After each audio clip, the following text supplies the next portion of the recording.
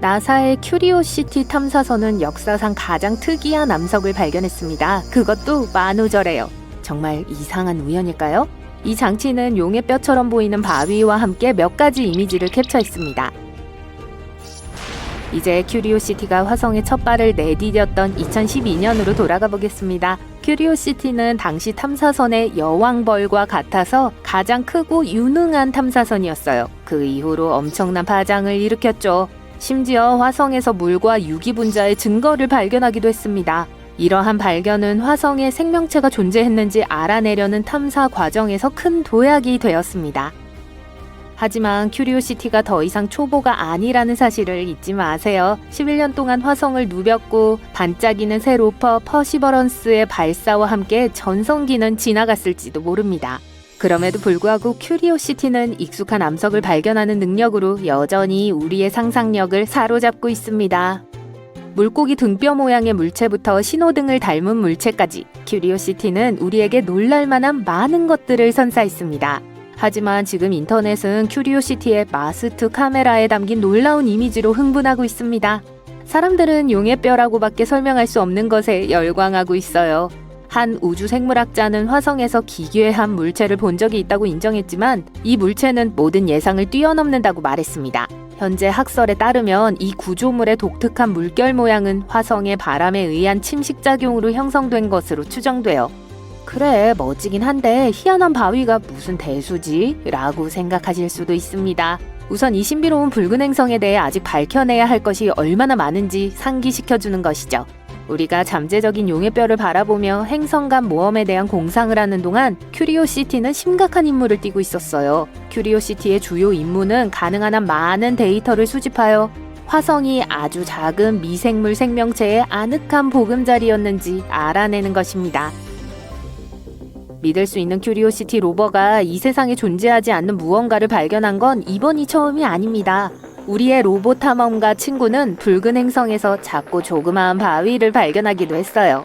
화석화된 책과 기묘하게 닮았어요. 화성의 도서관을 우연히 발견했다고 상상해보세요. 화성 탐사 3800일 되던 날, 모험심이 강한 탐사 로버가 이 특이한 발견에 흥미로운 스냅샷을 포착했습니다. 큐리오시티는 로봇팔에 부착된 멋진 화성 핸드 렌즈 이미저를 사용하여 사서의 꿈속에서 바로 뽑아낸 것 같은 이 바위를 사진으로 찍었습니다. 우주 독서 자료에 대한 환상에 너무 빠져들기 전에 이 바위의 크기를 명확히 알아볼까요? 책과 비슷해 보이지만 실제로는 작은 크기예요. 실제로 가로가 겨우 2.5cm에 불과해요. 따라서 조만간 화성의 다음 베스트셀러가 나올 것이라고 기대하지 마세요. 포켓 사이즈에 가까운 이 책은 행성 간 출퇴근길에 가볍게 읽기에 안성맞춤입니다. 이 발견에 너무 흥분하기 전에 나사 관계자가 화성에는 특이한 모양의 암석이 꽤 흔하다고 언급했다는 사실을 알아두세요.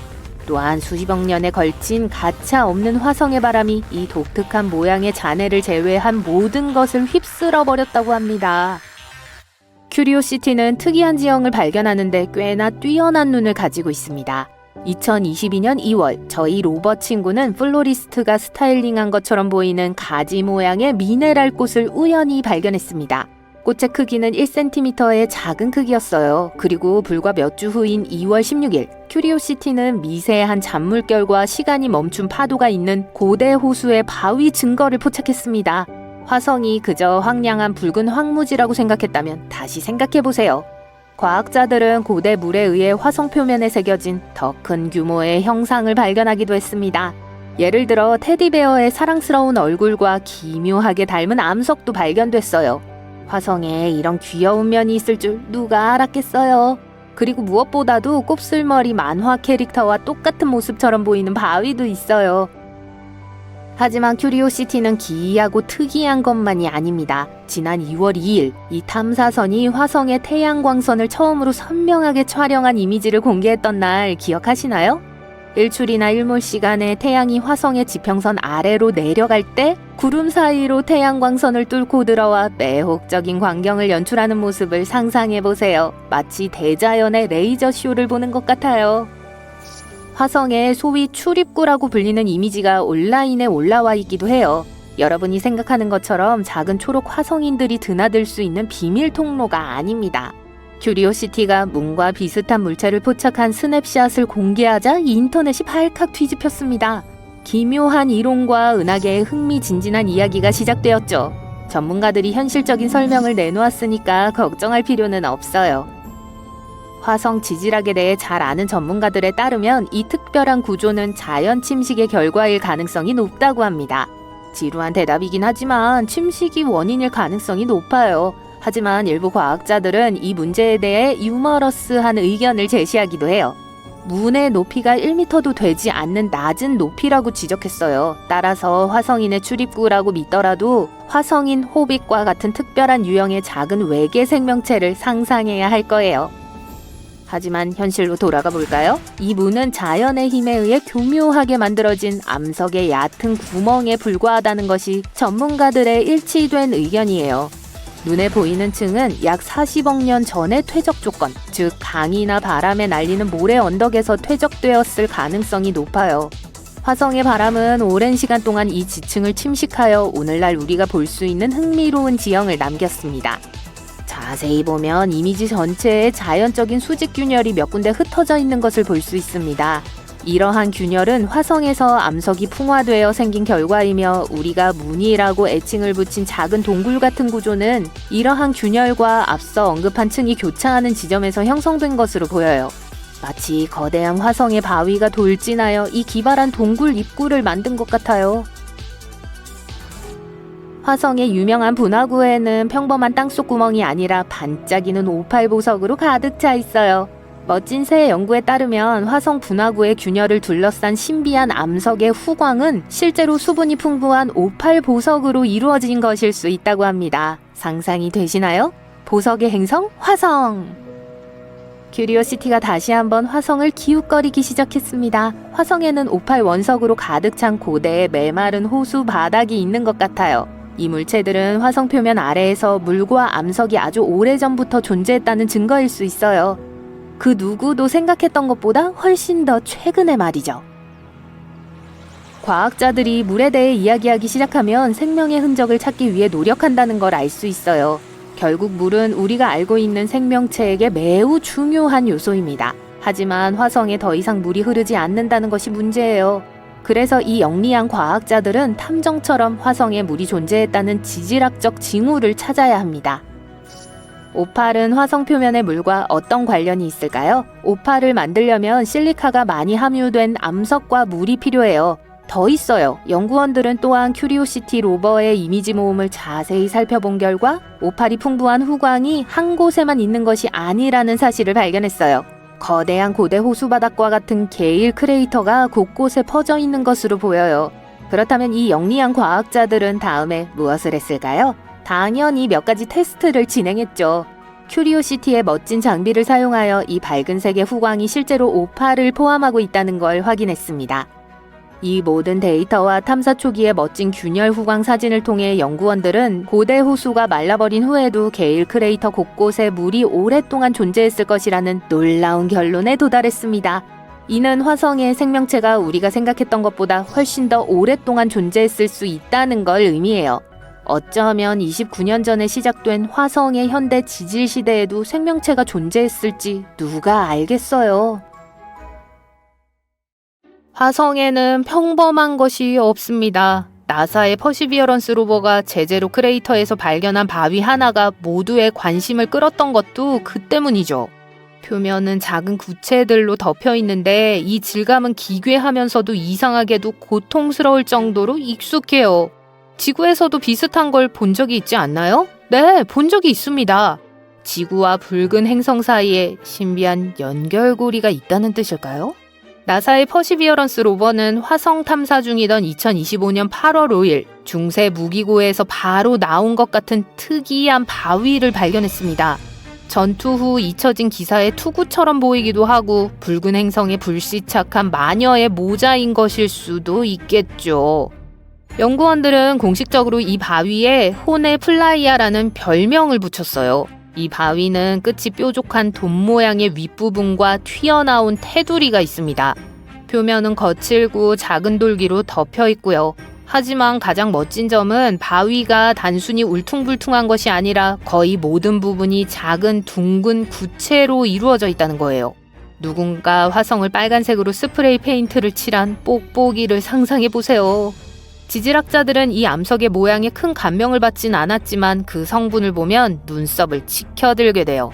이러한 작은 구체는 화학적 풍화, 화산 활동 또는 운석에 의해 기화된 암석이 냉각되어 응축된 경우 등 몇 가지 방법으로 형성되었을 수 있어요. 지구에서 비슷한 질감을 가진 암석은 때때로 물과 관련된 과정에서 생겨나기도 하는데 이것이 바로 지금 모두가 흥분하는 이유 중 하나예요.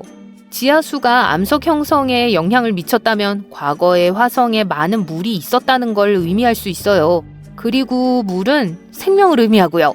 이 헬멧의 또 다른 멋진 점은 떠다니는 바위라는 점입니다. 주변의 바위와 완전히 다르게 보인다는 뜻이죠. 기본적으로 이 바위는 로버가 발견한 지역에 속하지 않습니다. 가장 좋은 추측은 다른 위치에서 발사되었다는 거예요. 화산 폭발이 있었거나 소행성이 화성의 표면에 부딪혀서 지형을 가로질러 날아갔을 가능성이 높아요.